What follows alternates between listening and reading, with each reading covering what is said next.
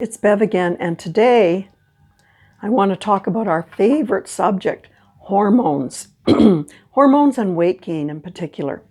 First of all, what are hormones, right? Hormones in general, they're regulating substances.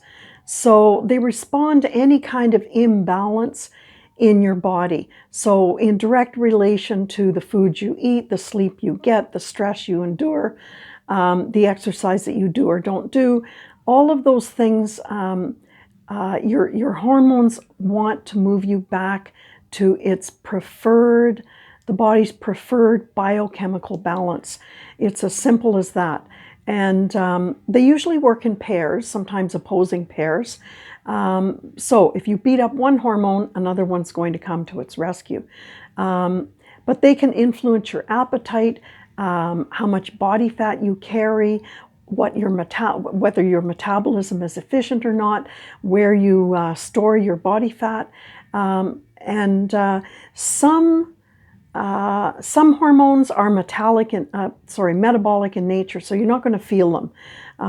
It's a biochemistry thing. You don't feel your metabolism in that way. But others are not metabolic. They're signaling hormones, and you do feel those, or at least you should feel them. So let's look at the main hormones involved. Now, you'll all have heard of insulin. That is often called the storage hormone. Glucagon is a retrieval hormone, and these kind of work together.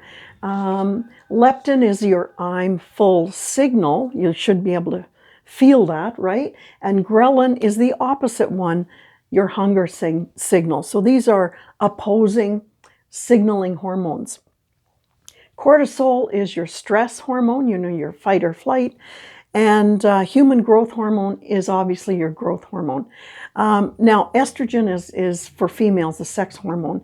And I'm not going to talk a lot about estrogen. I'm just going to say it does affect your fat when it's out of balance, okay?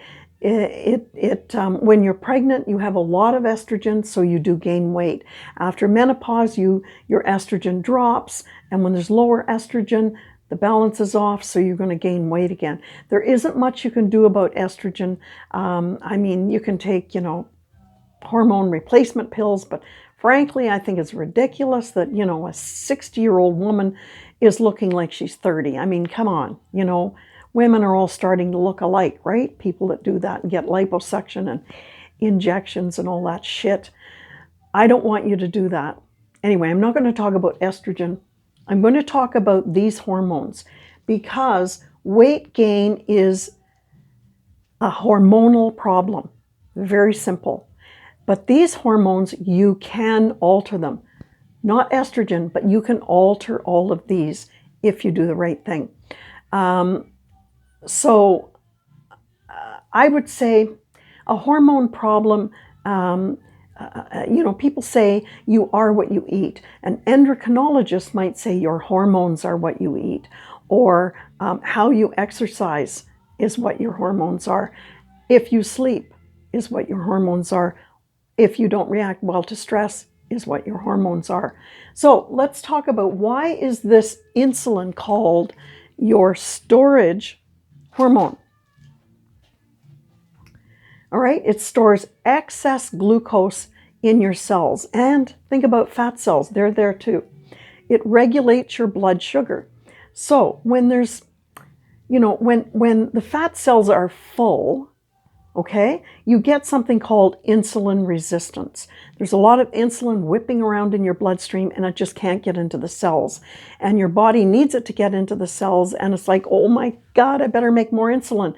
So it just keeps making more and more and more insulin. It's undeterred, but in fact, it can't use the insulin. It doesn't understand. It's almost like a kind of a mix-up in information between the cells and the insulin. So you get something called insulin resistance. And your doctor may have told you, look out, you're going to be a type 2 diabetic soon, and you're going to be a fat-making machine if you don't get a hold of insulin. Now, the other side of the coin to insulin is glucagon. Okay?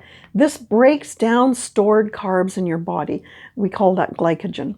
And glycerol fats from your liver. So this is good, right?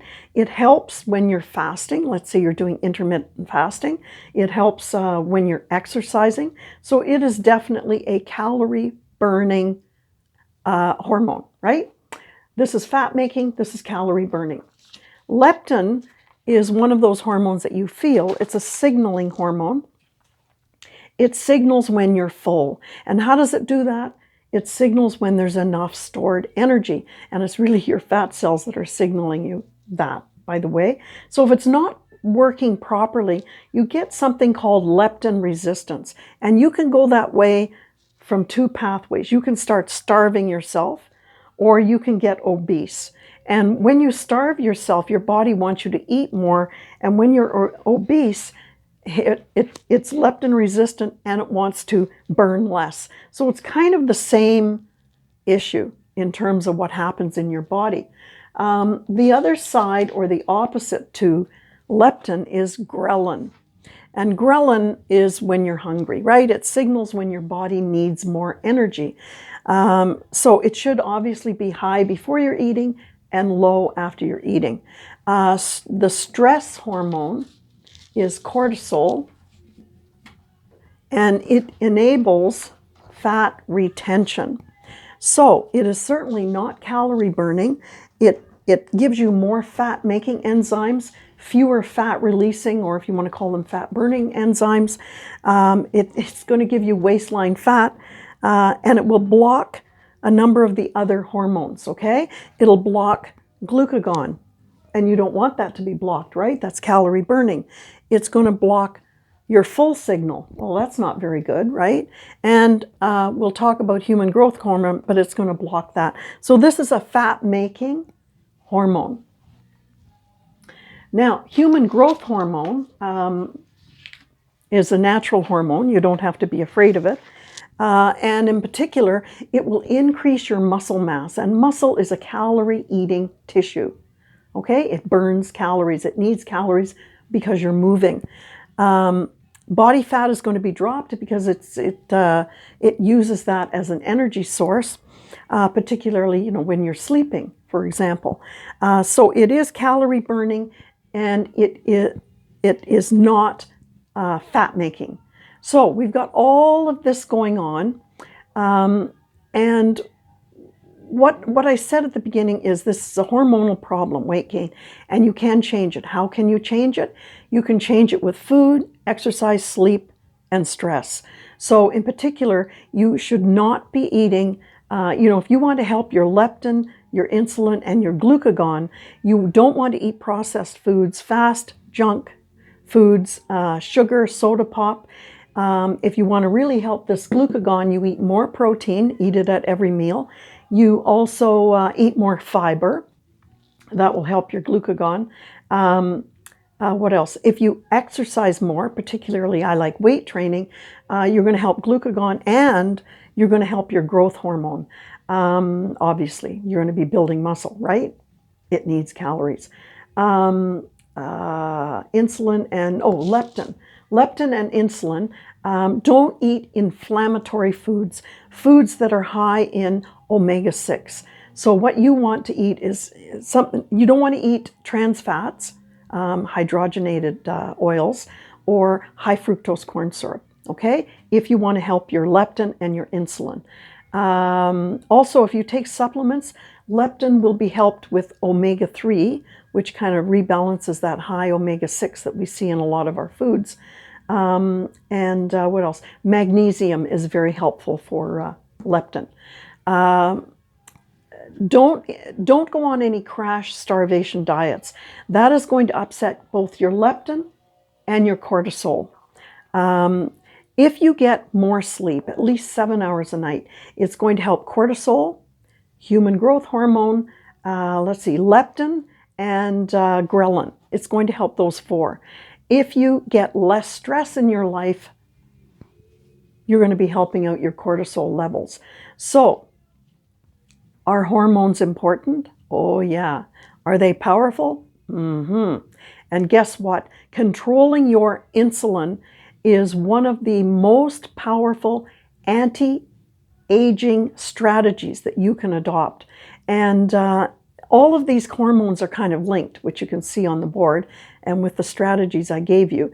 And just remember that, for example, insulin will give you weight gain, and cortisol will decide where it goes. And where does it go? It's going on your waistline. Okay, so get a hold of your hormones. You're going to gain weight. The average is 10 pounds every decade. When I hit 60, I was 40 pounds overweight. I'm 72 now. I went to the gym. I lifted weights. You know, I watched what I eat. I followed all those rules I just said. I brought my weight down 40 pounds. I brought my clinically obese body fat percentage down to 23, and I've maintained it. I don't crash diet. I don't water fast. You know, I'm a reasonable person. Yeah, occasionally I cheat, but you know, I want to be healthy. I want to enjoy my life. I don't want to be deprived. So, thanks for watching, and we'll see you in the next video. Bye.